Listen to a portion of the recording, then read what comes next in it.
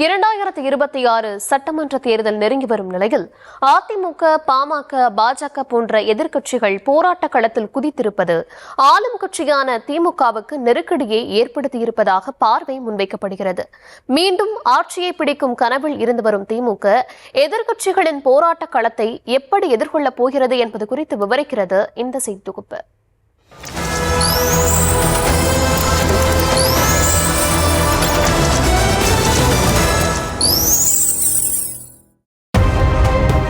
நிறைவேற்று நிறைவேற்று சாதிவாரி சர்வே எடுக்க உச்ச நீதிமன்றம் போட்ட ஆணையை நிறைவேற்று.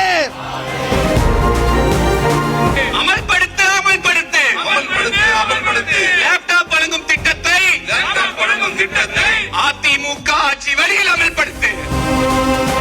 மதுரை வாழ் மக்களின் வாழ்வாதாரத்தை பாதுகாக்க போராட்டம் இது போராட்டம்.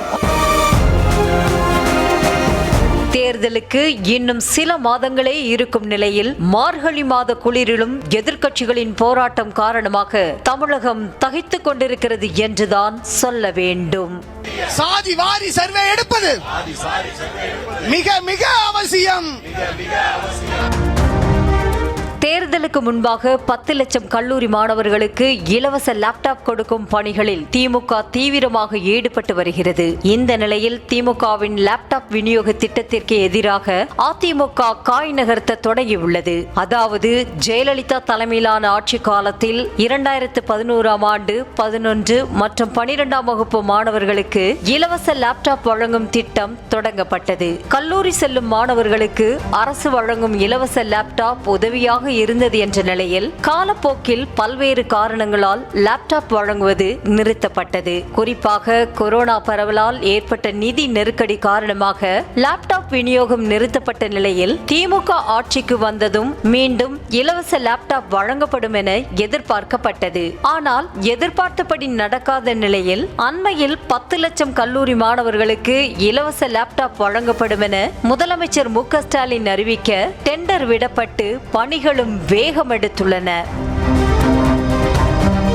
இந்த நிலையில் தேர்தலுக்காக கல்லூரி மாணவர்களுக்கு இலவச லேப்டாப் வழங்கப்படுவதாக குற்றம் சாட்டி வரும் அதிமுக 11 மற்றும் 12ஆம் வகுப்பு மாணவர்களுக்கு இலவச லேப்டாப் வழங்க வலியுறுத்தி சென்னையில் ஆட்சியர் அலுவலகம் அருகே ஆர்ப்பாட்டம் நடத்தியது. இளைஞர்கள் வாக்குகளை கவரும் வகையில் திமுக கணக்கு போட்ட நிலையில் அதிமுக ஆட்சி காலத்தில் இலவச லேப்டாப் மூலம் பயனடைந்து பெரிய பெரிய பதவிகளில் இருக்கும் சுமார் 50 பேரை அழைத்து வந்து கலந்துரையாடி இருக்கிறார் எடப்பாடி பழனிசாமி.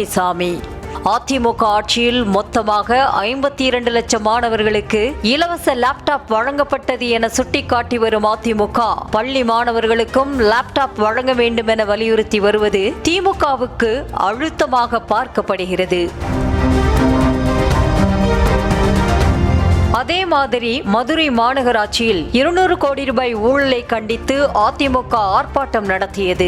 மதுரை மாநகராட்சி நிர்வாகத்தில் 200 கோடி ரூபாய் அளவுக்கு முறைகேடு நடந்த விவகாரத்தில் திமுக மேயர் மற்றும் திமுகவை சேர்ந்த மண்டல குழு தலைவர்கள் சிக்கிய நிலையில் அந்த முறைகேடு விவகாரத்தை மக்கள் முன் வெளிச்சம் போட்டு காட்டும் வகையில் முன்னாள் அமைச்சர் செல்லூர் ராஜு தலைமையில் அதிமுக ஆர்ப்பாட்டம் நடத்தியது.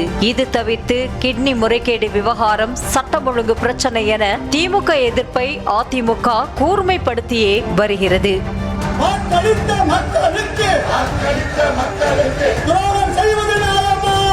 இது ஒரு பக்கம் இருக்க, பாமகவும் திமுகவுக்கு எதிராக சாதிவாரி கணக்கெடுப்பை கையில் எடுத்துள்ளது. பல ஆண்டுகளாக சாதிவாரி கணக்கெடுப்பு நடத்த பாமக வலியுறுத்தி வரும் நிலையில் தற்போது தேர்தல் நெருங்கி வரும் நிலையில் சாதிவாரி கணக்கெடுப்பை தீவிரமாக பேச தொடங்கி இருக்கிறது பாமக. சமூக நீதியை காப்பாற்ற சாதி வாரி சர்வே எடு.